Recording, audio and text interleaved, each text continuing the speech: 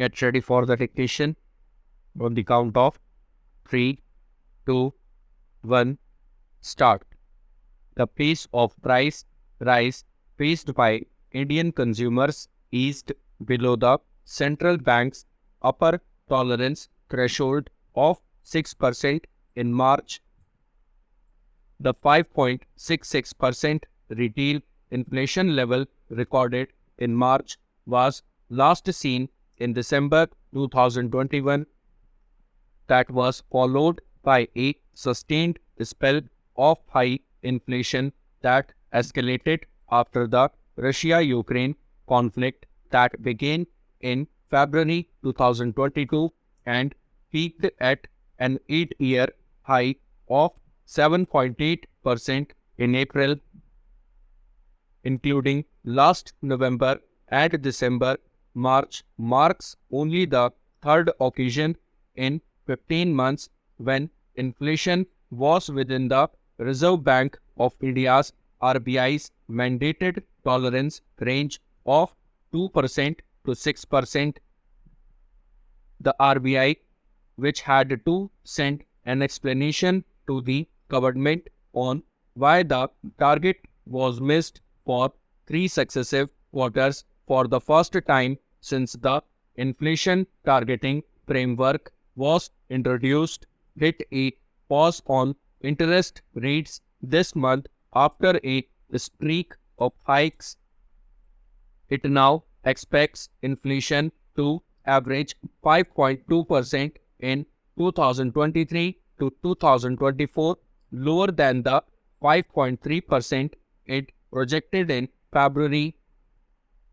As it stands, the average inflation between January and March has turned out to be 6.21%, far higher than the RBI's February projection of 5.9%. For the full year gone by, inflation averaged 6.66%, vis-a-vis the 6.5% the RBI expected. The central bank and the government may now be sanguine about headline inflation staying below 6%, but that is no small measure due to the statistical effects of higher numbers from the previous year's base. In the April to June quarter, the RBI expects inflation to average 5.1%, up from 5% predicted 2 months ago. The same quarter had clocked a mean inflation of 7.28% in 2022. While the pace of price rise may slow down, prices are still rising at a fairly significant clip on top of price hikes effected in the past year. There is no medium-term reversal likely in amounts people shell out for most goods and services, barring seasonally triggered changes in items such as vegetables. In fact, excluding vegetables whose prices have been falling year on year since November 2022, the inflation faced by consumers in March was still 6.6%. Imported inflation fell to its lowest level since November 2019 at 2.8%, which means domestic factors are still spurring prices around 6%. Fresh global shocks from oil prices and other unknowns may cause imported inflation to spike again, with cereal, spices and milk prices on the boil and worries about crop losses due to recent unseasonal precipitation as well as fears of El Nino effects this year. Food prices may continue to pinch households. There is no room to let the guard down on inflation if propping up growth is the priority. squeezed consumption is hardly going to inspire investment. Myanmar's military did it again on Tuesday. The junta, notorious for its attacks on civilians, carried out air strikes on an opposition gathering in the rebel-held Sagaing region, killing over 100, including women and children. The National Unity Government (NUG), the parallel administration formed by opposition groups as well as witnesses, said a fighter jet and a combat helicopter bombed the gathering, which was celebrating the opening of an administrative office of the NUG. The regime, led by Jen Min Aung Hlaing, calls it a terrorist entity. The junta later confirmed the strike but said most of those killed were resistance fighters. The strikes actually show the junta's growing vulnerabilities rather than the strength in the country's ongoing civil war.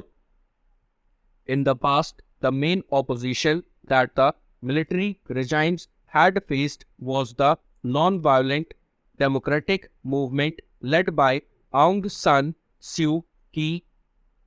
But after the February 2021 coup, which toppled an increasingly popular Ms. Suu Kyi, her National League for Democracy had won back-to-back elections. The country slipped into a civil war between the regime and the NUG.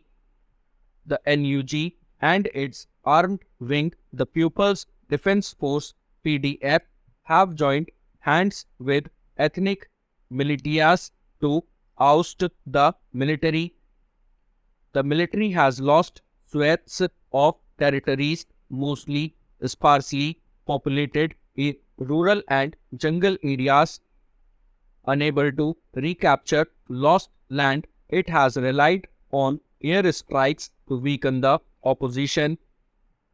The junta faces pressure from the resistance groups but still controls most of the country's population centers.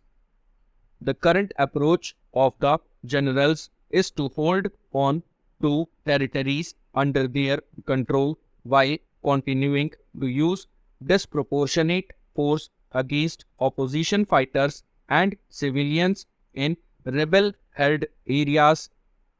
With the tacit support of Russia and China and silence from India, General Min Aung Hlaing does not face any regional pressure either. The Association of Southeast Asian Nations (ASEAN) had earlier proposed a 5-point peace plan urging an end to hostilities and starting inclusive dialogue.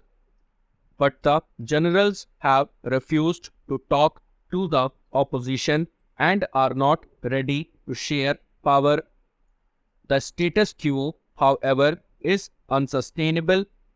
Regional powers cannot look away when a thuggish regime keeps killing its people with impunity. A peaceful resolution in Myanmar is essential for the stability of Southeast Asia, and hence ASEAN and regional powers such as Russia, China, and India should not see the civil strife as an internal problem of Myanmar. They should use their economic and political clout to force the generals to stop the violence and enter into talks with the opposition. The only sustainable, long-term and just solution for Myanmar's myriad woes is the restoration of its democracy under a federal constitutional order. The first step to achieve this goal is to end the violence.